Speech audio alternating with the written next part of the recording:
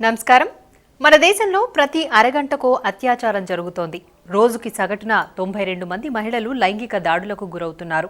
అయితే తమకు జరిగిన అన్యాయాన్ని చెప్పుకునేందుకు పోలీస్ స్టేషన్కి వెళ్తే అక్కడ మగవారి ముందు తమ బాధ చెప్పుకోలేక ఎంతో మంది మహిళలు మౌనంగా అన్యాయాన్ని, అవమానాన్ని మనసులోనే దాచుకుంటున్నారు.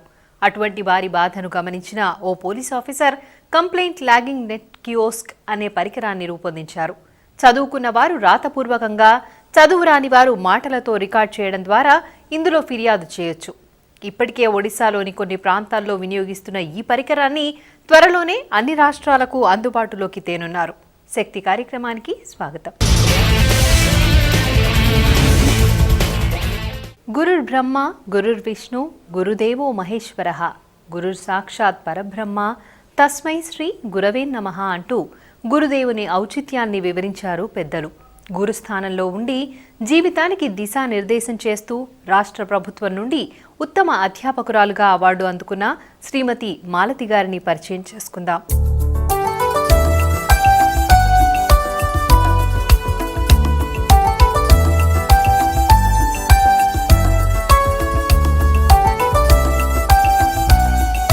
నమస్కారం మేడం. ముందుగా మీకు కంగ్రాట్స్. తెలంగాణ రాష్ట్ర సీఎం చేతుల మీదుగా బెస్ట్ టీచర్ అవార్డు మీకు లభించినందుకు గాను మా వనిత టీవీ తరఫు నుంచి కూడా మీకు కంగ్రాట్స్ అండి. మేడం, మీరు ఎలా ఫీల్ అవుతున్నారు బెస్ట్ టీచర్ అవార్డు మీకు వచ్చినందుకు గాను? చాలా సంతోషంగా ఉంది. మొట్టమొదటి తెలంగాణ ప్రభుత్వంలో మొట్టమొదటి సెప్టెంబర్ 5న తీసుకోవడం వల్ల చాలా సంతోషంగా ఉంది. ఈ అవార్డే మీకు ఫస్ట్, ఇంతకుముందు కూడా మీకు ఇంకేమైనా అవార్డ్స్ వచ్చాయా? 2010లో డిస్ట్రిక్ట్ అవార్డు తీసుకున్నాను, అప్పుడు కలెక్టర్ చేతుల మీదుగా. తర్వాత మా సత్తుపల్లిలో కొన్ని స్వచ్ఛంద సంస్థలు అంటే లయన్స్ క్లబ్, తర్వాత వాసవి క్లబ్, తర్వాత సర్వ బ్రాహ్మణ సేవా సంఘం, బ్రహ్మకుమారిశీల చాలా సంస్థల నుంచి నాకు సత్కారాలు అందినాయి. ప్రైమరీ స్కూల్లో ఏ సబ్జెక్ట్స్ టీచ్ చేస్తూ ఉంటారు పిల్లలకి? ప్రైమరీ స్కూల్ అంటే దాదాపుగా అన్ని సబ్జెక్టులు టీచ్ చేయాలి. నేను స్పెషల్గా చేసేది తెలుగు భాష అంటే నాకు చాలా ఇష్టం. రూరల్ ఏరియాస్లో ఉన్న పిల్లలకి కూడా మీరు వేద పాఠాలు చెప్తూ ఉంటారని కూడా విన్నాం, దాని గురించి తెలియజేస్తారు. సామాన్యంగా ప్రభుత్వ పాఠశాలలో చదువుకునేటటువంటి పిల్లలందరూ కూడా వెనుకబడిన తరగతులు అయి ఉంటారు. అంటే ఎస్సీ, ఎస్టీ, బీసీ వాళ్ళ తల్లిదండ్రులు అందరూ కూడా నిరక్షరాస్యులే ఉంటారు. అయితే వాళ్ళలో చురుకైనటువంటి, అంటే అందరినీ సమానంగా చూస్తాము, కొంతమంది చురుకుగా ఉంటారు కాబట్టి వాళ్ళల్లో ప్రతిభను చూసి కొంతమంది పిల్లలకి దాశరథి, వేమన, అలాగే శ్రీకృష్ణ శతకము, ఇవన్నీ కూడా కొన్ని శతకాలు అంటే పూర్తిగా దాదాపు అన్ని శతకాల్లో కూడా 100 పద్యాలు వాళ్ళు నేర్చుకుని దాదాపుగా 400 పద్యాలు వరకు కూడా పిల్లలు నేర్చుకున్నటువంటి వాళ్ళు ఉన్నారు. ఆ తర్వాత ప్రతి సంవత్సరం నేలకొండపల్లిలో దాశరథి శతక పోటీలు జరుగుతుంటాయి భక్తరామదాస్ కళాక్షేత్రంలో. అయితే అక్కడికి ప్రతి సంవత్సరం కూడా మేము విద్యార్థులు తీసుకెళ్తూ ఉంటాము. జిల్లా మొత్తం, ఖమ్మం జిల్లా మొత్తంలో కూడా మా పిల్లలే అక్కడ దాదాపు మొదటి 4 బహుమతులు గెలుచుకుంటారు. ఆ నేపథ్యంలో మా హెచ్ఎం గారు మధుసూదన్ రాజు గారు ఆయన ఏమన్నారంటే, ఈ పిల్లలు ఈ విధంగా ఉన్నారు కాబట్టి వాళ్ళని అవధానం అంటే 8 ప్రక్రియలతోని వాళ్ళని కనుక తయారు చేసినట్లుంటే బాగుంటుంది, వాళ్ళకి ఇంకా పట్టు సాధిస్తారు ఈ శతకం మీద అని చెప్పంటే, దాన్ని బట్టి నేను పిల్లల్ని స్కూల్ టైంలో కాకుండా విద్యార్థులను ఇంటికి తీసుకెళ్ళి మా ఇంటి దగ్గర ఉంచుకొని హాలిడేస్లో వాళ్ళని ప్రిపేర్ చేయడం జరిగింది. ఏ ఏజ్లో స్టార్ట్ చేశారు? అంటే ఈ టీచింగ్ అనేది మీకు ఎలా ఇంట్రెస్ట్ కలిగింది? నాకు చిన్నప్పటి నుంచి కూడా ఈ ఉపాధ్యాయ వృత్తి అంటే చాలా ఇష్టం. అయితే డిగ్రీ అయిపోగానే అప్పుడు అసలు నేను ట్రైనింగ్ కూడా అవ్వలేదు, టీచర్ ట్రైనింగ్ కూడా. అప్పుడు 85లో ఎన్టీఆర్ గారి గవర్నమెంట్లో స్పెషల్ టీచర్ పోస్టులను పడ్డాయి. అంటే అప్పుడు అన్ట్రైన్డ్గా ఉన్న వాళ్ళని కూడా తీసుకున్నారు సర్వీస్లోకి. అప్పుడు నాకు జాబ్ వచ్చింది.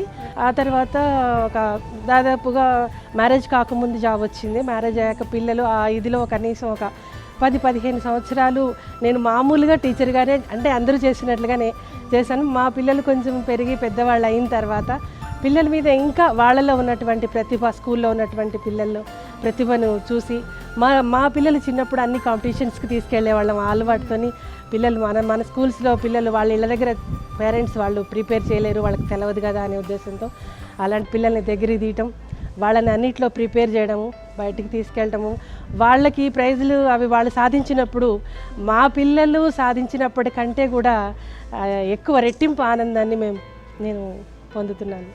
ఈ ఉత్తమ టీచర్ అవార్డు అనేది అసలు ఎంతమందిని సెలెక్ట్ చేశారు? దాంట్లో మీరు ఏ పొజిషన్లో ఉన్నారు? అంటే స్కూల్ లెవెల్లో స్టేట్ లెవెల్ అవార్డు వచ్చింది, 21 మందికి వచ్చింది. నా కేడర్లో అంటే నాది ఎస్జిటి కేడర్, దీనిలో 3కి వచ్చింది, దాంట్లో ఒకటి నాది. మీరు జాబ్లో జాయిన్ అయినప్పటి నుంచి ఇప్పటి వరకు సిస్టమ్స్లో చేంజ్ అవుతున్నాయి, అంటే గవర్నమెంట్ చేంజ్ అవుతుంది. మీరు ఎలాంటి మార్పులు వస్తే బాగుంటుంది అనుకుంటున్నారు ఈ స్కూల్ ఎడ్యుకేషన్లో? ప్రీ ప్రైమరీ స్కూల్లో కానివ్వండి, ఇప్పుడు ఒక గవర్నమెంట్ స్కూల్ అంటే చాలా వరకు కొంతమంది మాత్రం ప్రిఫర్ చేస్తున్నారు, అంటే ఎందుకు ఇలా జరుగుతుంది అంటున్నారు? ఎలాంటి మార్పులు వస్తే బాగుంటుందని ఫీల్ అవుతున్నారు? ముఖ్యంగా ప్రైమరీ ఎడ్యుకేషన్ తీసుకున్నప్పుడు మా దగ్గర ప్రభుత్వ పాఠశాలలో ఎలా ఉంటుందంటే పిల్లల్ని తీసుకొచ్చేసి డైరెక్ట్గా 1వ తరగతిలో జాయిన్ చేసేస్తారు. అదే ప్రైవేట్ స్కూల్స్లో తీసుకున్నప్పుడు వాళ్ళకి నర్సరీ, ఎల్కేజీ, యూకేజీ అవన్నీ తర్వాత వాళ్ళు ఫస్ట్ క్లాస్లోకి వెళ్తారు. వాళ్ళు ఏంటంటే స్కూల్ వాతావరణానికి అలవాటు పడడానికి కొంత అవకాశం ఉంటుంది. మా దగ్గర వచ్చేసి పిల్లలు డైరెక్ట్గా 1వ తరగతిలో జాయిన్ అవ్వడం వల్ల వాళ్ళు పై క్లాసులకి తప్పనిసరిగా పంపించాలి. వాళ్ళకి అటెండెన్స్ అనేది అవసరం కూడా లేదు. అంటే అవసరం లేదు అంటే ఉన్నా లేకున్నా తప్పదు. వాళ్ళు సెప్టెంబర్లో, అక్టోబర్, నవంబర్ ఎప్పుడు జాయిన్ అయినా కానీ నెక్స్ట్ క్లాస్కి ప్రమోట్ చేయాలి వాళ్ళని. ఇలాంటి పరిస్థితి ఉండటం వల్ల ముఖ్యంగా ప్రభుత్వ పాఠశాలలో చాలా వరకు కూడా తరగతికి కలిగినటువంటి స్థాయి ఉండడం లేదు. దానివల్లనే అలా జరుగుతుంది. నేను కోరుకునేది ఏంటంటే గవర్నమెంట్ నుంచి ప్రీ ప్రైమరీ ఎడ్యుకేషన్ అనేది కంపల్సరీ పెట్టాలి అనేటటువంటిది నా అభిప్రాయం. మేడం, ప్రీ ప్రైమరీ స్కూల్లో ఉంటే బాగుంటుంది చిన్నపిల్లలకి అనే ఒక ఆలోచన మీకుంది కదా, దీనికోసం మీరు ఎవరైనా సంప్రదించారా? అంటే మీ జిల్లాకు సంబంధించిన కలెక్టర్ని కానీ గవర్నమెంట్కి ఈ విషయాన్ని తెలియజేశారా? అయితే మాకు చాలా ట్రైనింగ్ ప్రోగ్రామ్స్ జరుగుతూ ఉంటాయి. అలా జరుగుతున్నప్పుడు అక్కడ వచ్చినటువంటి అధికారులకి వాళ్ళకి రిప్రజెంటేషన్ ఇవ్వడం జరిగింది. అయితే ఇప్పుడు ప్రభుత్వం దృష్టికి వచ్చినట్టుగా కొంచెం తెలుస్తుంది. అది కనుక వచ్చినట్లయితే ప్రభుత్వ పాఠశాలలో మెరుగైన విద్య అందించవచ్చు అనేటటువంటిది నా అభిప్రాయం. గురువు అనేవాడు ఎలా ఉండాలి, గురువు అనేవాళ్ళు ఎలా ఉండకూడదు, ఒక చిన్న మెసేజ్ ఇస్తారా? గురువు అన్నవాళ్ళు విద్యార్థులకి ఆదర్శంగా ఉండాలి. ఎందుకంటే పిల్లలు వాళ్ళ గురువులనే అనుసరిస్తూ ఉంటారు. వాళ్ళు మంచి చేసినా మంచి చేస్తారు, మంచి చేయడానికి ప్రయత్నం చేస్తారు. వాళ్ళు చెడు మార్గంలో ఉన్నారు అంటే పిల్లలు కూడా ఆటోమేటిక్గా చెడు మార్గం పట్టేటటువంటి అవకాశం ఉంటుంది. అయితే ప్రతి ఏ ఉద్యోగి అయినా ముఖ్యంగా గురువు బాధ్యత ఏంటంటే ఏదో జీతం తీసుకుంటున్నాం కదా, పని చేస్తున్నాం కదా, మన పని అయిపోయిందని కాకుండా పిల్లలకు కొన్ని విలువలు అనేటటువంటి తప్పనిసరిగా నేర్పాలి. అలా నేర్పినట్లయితే ప్రతి వ్యక్తి కూడా అలా ఫీల్ అయినట్లయితే సమాజం చాలా బాగుపడుతుంది అనేటటువంటిది నా ఉద్దేశం. రీసెంట్గా జరుగుతున్న సందర్భాలు అంటే అభయ, నిర్భయ ఇలాంటి సంఘటనలు జరుగుతున్నాయి కదా, అంటే ఇది విద్యార్థి స్టేజ్ నుంచి నేర్పాల్సిన అవసరం ఉందంటారా, లేదంటే ఇంట్లో తల్లిదండ్రుల దగ్గర నుంచి నేర్పించాలంటారా? అలాంటి సామాజిక బాధ్యత అనేది ఎప్పుడు నేర్పిస్తే పిల్లలకి వస్తుంది అంటారు? అయితే సామాన్యంగా ఏంటంటే 5th, 6th వరకు పిల్లలకి అని చెప్పినా అర్థం కాదు. కాకపోతే 7th క్లాస్ నుంచి కూడా కొంతవరకు వాళ్ళకి విలువలు ఈ విధంగా పిల్లల్ని అంటే 7th నుంచే దాదాపు పిల్లలు ఆడపిల్లల్ని కామెంట్ చేయడం అనేది పేపర్లలో చూస్తున్నాం కదా. ఆ స్థాయి నుంచి పిల్లలకి 7వ తరగతి 8వ తరగతి ఉన్నప్పటి నుంచి కూడా పిల్లలకి విలువలు నేర్పడం, ఇంట్లో అక్క చెల్లి మీరు ఎలా చూసుకుంటున్నారో మిగతా పిల్లల్ని కూడా అలాగే చూడాలి అనేటటువంటి విషయాలు చిన్నప్పటి నుంచి కూడా వాళ్ళకి నేర్పించినట్లయితే తల్లిదండ్రులు కూడా కొంతవరకు వాళ్ళ బాధ్యత అనేది మరి ఇంటి దగ్గర ఉంటుంది.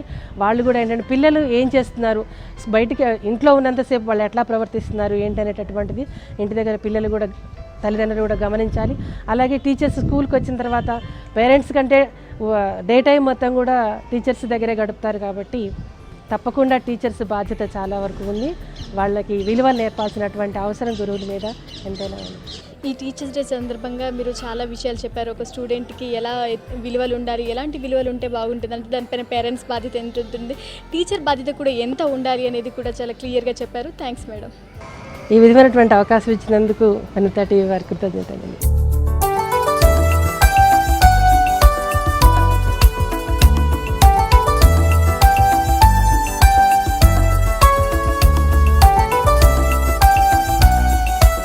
బ్రహ్మ ఇచ్చిన జన్మకి పునర్జన్మనిచ్చేది గురువు. అమ్మా నాన్న తర్వాత మన జీవితాలలో ప్రముఖ పాత్ర పోషించేది గురువు. జీవితానికి మార్గం చూపేది గురువు. అటువంటి గురువు ఎలా ఉండాలో, శిష్యులతో ఎలా మెలగాలో, వారి భవిష్యత్తును ఎలా తీర్చిదిద్దాలో తెలిసి మసలుకున్నారు కనుకనే మాలతి ఉత్తమ అధ్యాపకురాలై అందరి అభినందనల్ని అందుకుంటున్నారు. మరెందరికో ఆదర్శంగా నిలుస్తున్నారు.